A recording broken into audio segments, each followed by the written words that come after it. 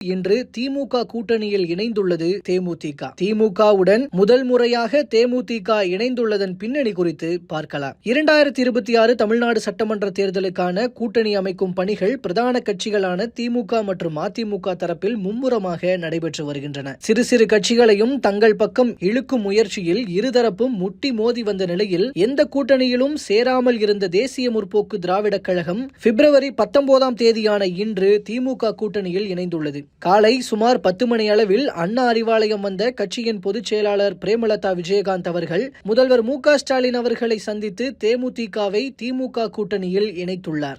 தேமுதிக யாரோடு இணைய போகிறார்கள் என்ற கேள்விக்கு இன்று பதில் கிடைத்துள்ளது. இதையடுத்து முதல்வரை சந்தித்துவிட்டு வெளியில் செய்தியாளர்களை சந்தித்த பிரேமலதா விஜயகாந்த் திமுக கூட்டணியில் இணைந்ததில் மகிழ்ச்சி, 2016லேயே அமைய வேண்டிய கூட்டணி தற்போது அமைந்துள்ளது. 10 ஆண்டுகளுக்கு பிறகு கேப்டன் அவர்களின் விருப்பம் நிறைவேறியுள்ளது.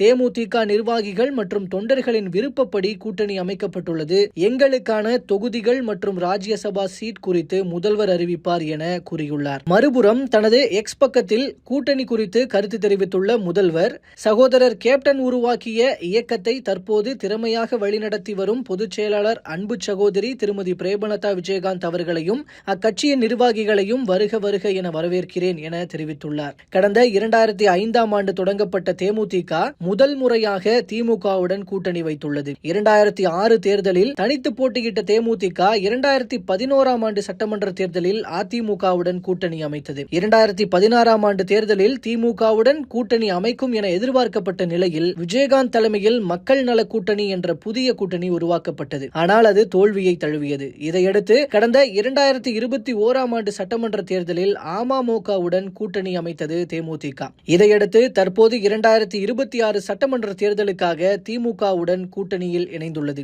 இதற்கிடையில் நடந்த லோக்சபா தேர்தல்களிலும் கூட திமுகவுடன் சேராமல் இருந்த தேமுதிக தற்போது திமுகவுடன் கூட்டணி அமைத்துள்ளது. இக்கூட்டணியின் வாயிலாக தேமுதிகவுக்கு பலன் கிடைக்குமா கிடைக்காதா என்பதை பொறுத்திருந்துதான் பார்க்க வேண்டும்.